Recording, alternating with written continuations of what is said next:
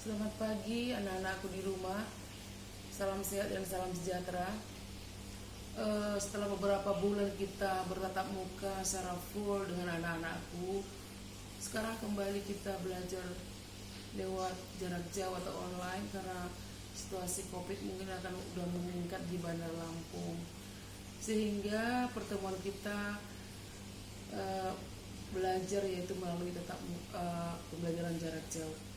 Ya, mudah-mudahan dalam waktu dekat nanti kita kembali belajar seperti biasa.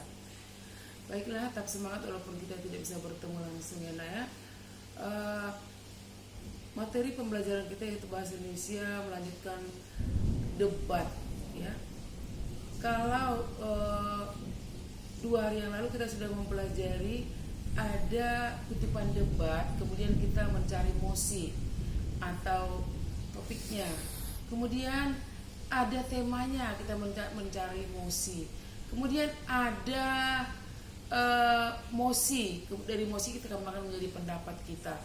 Barangkali kalian sudah kerjakan, bagi yang belum tetap kerjakan, nanti kirim ke KCR. Karena libur Imlek yang kemarin membuat beberapa materi kita tidak seragam dengan teman yang lain di kelas yang lain. Jadi untuk sekarang kita melanjutkan tentang debat juga, yaitu bagaimana menarik kesimpulan. Kita tahu di dalam berdebat itu ada mosi, dari mosi itu akan muncullah ada yang dikatakan dengan tim afirmasi dan tim oposisi, bahkan tim netral. Mereka akan memberikan pendapatnya atau argumennya tentang mosi tersebut. Nah, kemudian kita masing-masing harus bisa menyimpulkan dari afirmasinya, dari oposisinya, baik dari tim netralnya.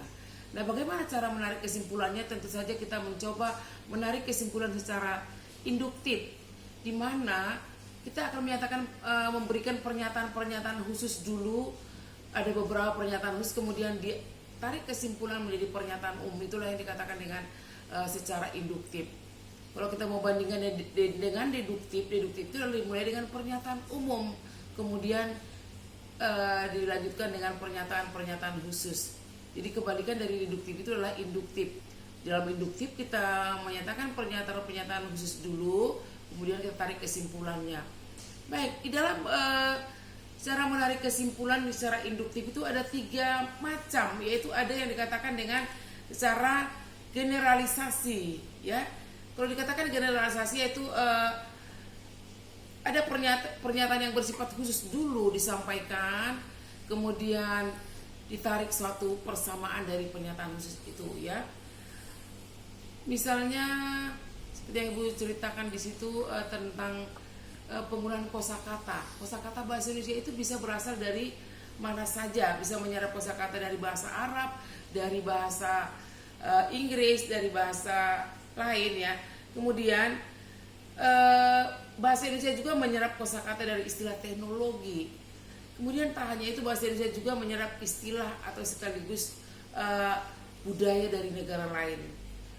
Nah, itu yang dikatakan dengan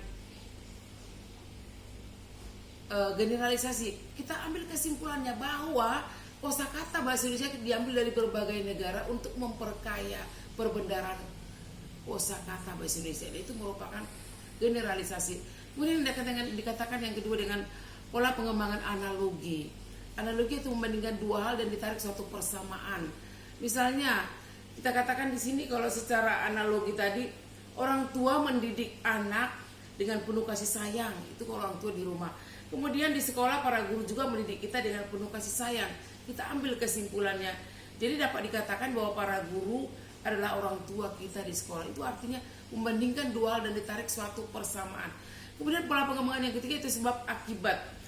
Yang sebab itu merupakan kalimat-kalimat penjelas, kemudian ditarik kesimpulan sebagai akibat.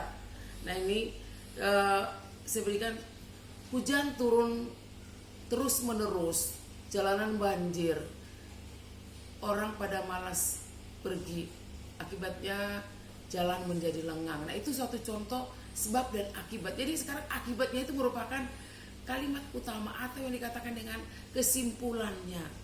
Bagaimana anak-anak, sudah dimengerti ya? Kita sudah banyak belajar mengenai debat, bahkan kita sudah berdebat kemarin. Nah, kalau Anda sudah mengerti menarik kesimpulan secara induksi, yaitu dengan cara generalisasi, dengan memberikan contoh-contoh dulu, kemudian ditarik kesimpulan, Kemudian yang kedua dengan analogi, membandingkan dua hal ditarik persamaannya, dan sebab akibat, sebab merupakan kalimat penjelas, akibat merupakan kesimpulannya. Kalau itu Anda sudah bisa, kerjakanlah pada halaman berikutnya, di mana kalian di situ sudah tertera paragrafnya. Paragrafnya itu kamu lanjutkan dengan kesimpulan. Kemudian kamu menggunakannya secara apa? Apakah analogi, apakah generalisasi, atau sebab akibat? Itu ada pada halaman 200 berapa itu ya, coba lihat nanti karena Ibu lupa.